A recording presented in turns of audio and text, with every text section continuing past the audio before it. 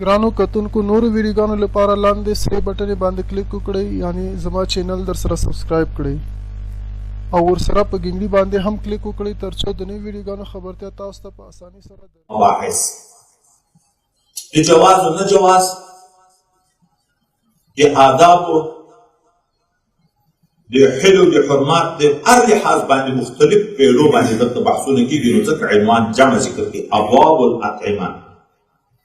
کله به د جواز او د نه جواز مسلې ذکر کیږي، کله به د آداب او خوراک نبی کریم صلی الله علیه وسلم په کومه طریقه کوو، کله به په بل عنوان چې ناسته یې په کومه طریقه وي، شروع د طعام په کومه طریقه وي، دا به ذکر کیږي.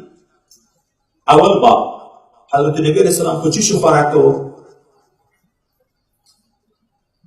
نو حدیث مبارک راغله حضرت انس رضی الله عنه احوال په د راویانو احوال مو په اوله بخاری کې ذکر کوو. حضرت انس رضی الله عنه لاس کاله خدمت پیغمبر علیه السلام کړ.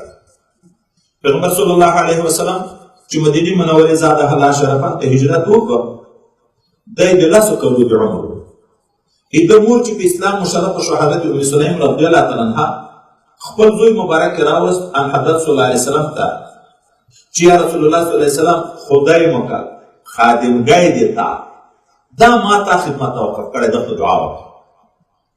بیا نبی کریم صلی الله علیه وسلم ته دعا وکړه چې خدای عمر کې برکت کې، په اولاد کې برکت کې، په مال کې برکت کې او مغفرت نصیب کې. خدمت لوی شي اوس ګورئ دا خدمت ده. نبی علیہ السلام خادم شو، نبی علیہ السلام دعا ورته وکړه خدای په عمر کې برکت کې، عمر د سل کلونه واوښت. خدای په اولاد کې برکت کې، اولاد تر سلو واوښت. دا به بیا وروسته ذکر کوو. خدای په مال کې برکت کې، د نورو خلکو باغونه په کال کې یو وارې میوه کوي، د باغ په کال کې دوه وارې میوه کوي.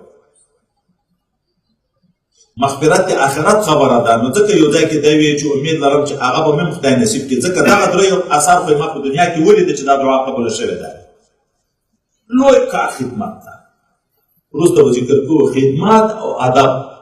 څوک چې غواړي چې ما په علم کې خدای برکت پیدا کړي، د خپلو استادانو د خدمت کوي، د یو وسله د ادب که علم ظاهر ده که علم باطن ده. نن چې په علم کې برکت نشته دا دواړه منفي دي. نه شاګرد د استاد د خدمت لحاظ لري، نه د ادب. د سکولو غوندې نظام شروع شو، بس مدرسې شوې، تنخواوې محتمي مو ورکوي، طالب راځي وازیري کوي، بېرته ځي غیر حاضر او حاضر کار سره تېر کړي، استاد او شاګرد سره ونه پېژني. ګرده خاطر راځي چې خدمت کوي، نو استاد د نوم زده کړي، استاد د کور د علاقې د وطن د قوم پېژنه کوي. تعلق چې پیدا شي نو خدای پېژنه کوي، شناخت پیدا شي. بیا چې دا شناخت پیدا شو ته به بیا په خپل وطن کې خپل مزې کوي، دی به درته دعاګانې کوي. آیا ته خدمت به باعث په دعا وي، آیا ته ادب به باعث په دعا وي. نو خدمت او ادب ته اوله نقطه ده د علم د حاصلولو دپاره، د دعاو د حاصلولو دپاره. په دغه کې باید سړی په کامل اخلاص کوشش وکړي. دا نور به بیا سلسلې وخت په وخت زه درته ذکر کوم. نو دا خادم دی ته نبی علیه السلام دعا ورکړي. بیا لس کاله خدمت کوو د حضرت رسول الله علیه السلام. خو په لس کاله کې حضرت رسول الله السلام خوښ نه ده ورته کړې. رسول الله دومره شفقت وکړی او ده بې ادبي نه کوله چې کرایه ورته کړې وای، زوی ته راضا شوی وای. دا حضرت صلی الله علیه وسلم د خوراک کیفیت ذکر کوي. خپل شاګرد ته حضرت قدادته ته چې تابعي ده، ان حضرت صلی الله علیه وسلم خوراک نه ده کړی علی خوان. پخوا دستور د عجم د مړو متکبرینو خلکو عادت و دومره میز لکه دا د کتاب بلا تشبیه، دومره میز د اوسپنې، پښې ورسره پورې ولډینګ چې دا نن سبا هم خو میزونه په دغه ترتیب جوړېږي. دغه میز باندې به کاسه کړایي د اوسپنې کاسه نه وي، دا به هم په ولډینګ وه. د هغه وخت دستور ترکاري شی به چې پاخه کړه هغه کې به یې ورته واچول، په دوو نفرو به یې ورته ویني او را به یې ورته د مخ ته به کېښي. ده به دلته خوراک کوو. دا د کبرجنو خلکو عادت و، مترفینو، مترف عیش پرست چې د هغه خیال دا یې چې زه پیدا په دنیا کې د دنیا د خوندو دپاره یم دغه ته مترف ویلی کېږي خپل حقیقت چې زه د آخرت لپاره پیدا یم هغه ته توجه نه کوي عیش پرستي ښه خوراکو پسې ګرځو په عیشو پسې ګرځه دغه عادت وایي دا ده چې خوراک ډېر کوي او شریعت مطهره د کم خوراک ترغیب موږ ته راکوي چې سود بد مو ډکوي نو شریعت مطهره د خوراک آداب چې وروسته به ذکر کېږي خو چونکې موږ تاسې اوله ورځ ده چې مړۍ ډېر به نه خورئ ادب دا دی چې یا به مړۍ ته سړی داسې کېني چې د دوو تلو په سر ناست دي دواړه زنګانونه خېټې تشي خېټه سره تخته شوه کمه شوه خوراک زیاتېږي چې کم وشو نور ځایېږي نه وروسته چې جګ شي چې خېټه خلاصه شي عظیمه ذاتې اسانه شي په انسان باندې بوج دی اول طریقه دا ده چې داسې کېږي دوم که دا نه و بیا په داسې شکل چې دا یو زنګون جګ دریم که دا نه و په داسې شکل خو په داسې شکل کې داسې څه مائل مخ طرف ته چپ لاس په خېټه ایښی مائل مخ طرف ته که د ضرورت په بنیاد سړی په تربوړ کښېني بعضې خلک لکه ما غوندې وجود کې غټ وي په هغه باندې کېنستی نه شي داسې کښېني په ټولو کیفیاتو کې مطلب دا ده چې خېټه دباو شي سره تخته شي ډېر خوراک وشي داسې چې کښېني خېټه ازاده وي خلاصه وي ټوله نو خوراک ډېر کېږي یغو خلکو مقصود وایي عیش پرستي وه نو میز باندې به جګ خوراک ایښی و د دې دپاره چې داسې ټیټ نه شي خوراک ته ګورئ هغه ناستی نه چې د اتحیاتو په شکل کښېنیم په ښه طریقه کښېنیم خو چې په میز خوراک ایښی وټیټېدی نه شي جګ به کېدی د یغو مطلب دا و چې جګ ناستی د دې دپاره چې ډېر خوراک وشي نبي علیه السلام دا خوراک ځکه هغه مطرف نه و عیش پرست نه و ډېر خوراک مطلب نه و هغه موږ ته یو څو ګولې په کار دي بدترین لوښی چې ډک د نبي علیه السلام یې هغه خېټه ده چې سړی د مړۍ نه ډک چې مړۍ ډېره شوه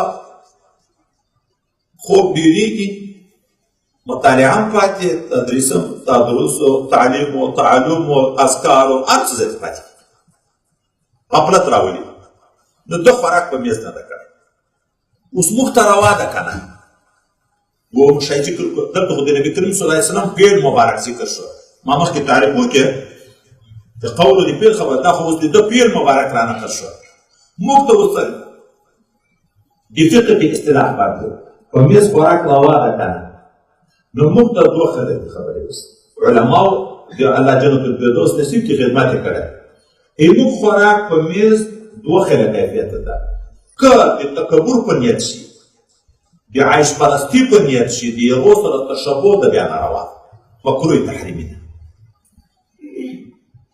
که د عیش پرستی د تکبر په نیت نه وي د ضرورت لکه د لیارې هوټلې ځای د ناستي لري نه میز او کرسۍ د خوراک طریقه یې دا ده د عیش پرستۍ په بنیاد باندې نه د تکبر په بنیاد باندې نه عادت یې نه ده خو که یوه نیمه ورځ پېښه شوه په هوټل کې ځای د ناستي شته نه بیا جایز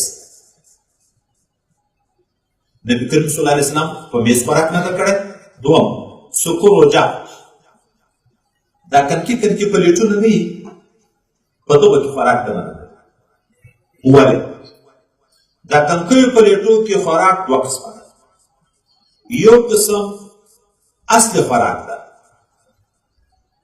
یو قسم اتباع د خوراک ده اصل خوراک لکه دا نن سبا اکثره خو مسلمانان غریبانان په بل طرف روان دي دغه ځای په اصطلاح ډونګا دا د کورنۍ نه ډکه راوړي هر سړي ته خالي پلیټ مخته کېږي دا هم د ډونګې نه لږ وراچي یا بل هم لږ وراچي لږ دا په کنکیو پلیټو کې د بې اتفاقۍ دلیل هر سړی ځان ته خوراک کوي د بل مسلمان سره چې لاس په پسخورده کې ورشریک نه شي یو په دغه بنیاد کنکیو پلیټو کې خوراک کېږي اوس ګورئ اصل خوراک ته اچارو چکنۍ نه دي اصل خوراک ته د نبي علیه السلام عادت مبارکه دا و چې ده به غوښه خوراک نه کوو اجتماعي خوراک یې کوو دا به راځي لس کسان په یوه کاسه سره کېناسته ولې په اجتماعي خوراک کې برکات زیات وي صحابي مبارک راځي حضرت صلی الله علیه وسلم ته وایي چې خوراک کوم خو په مړښت نه کوي وایي ګوښه خوراک کوئ که ګډ وایي ګوښه وایي ګډ یې کوئ چې خدای په برکت کې پیدا کړي. نو نبي اسلام په کنکي پلیټ کې ځکه خوراک نه کوو چې ګوښه خوراک یې نه کوو، د صحابه کرامو سره د خپلو ازواجو مطهراتو سره ګډ خوراک یې کوو.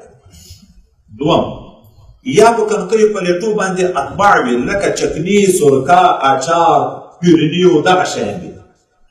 دغه بیا په دوو مطلبو کې دغه قسم خوراکونه په دوو مطلبو کې دي، یا اشتها آور یا حازم.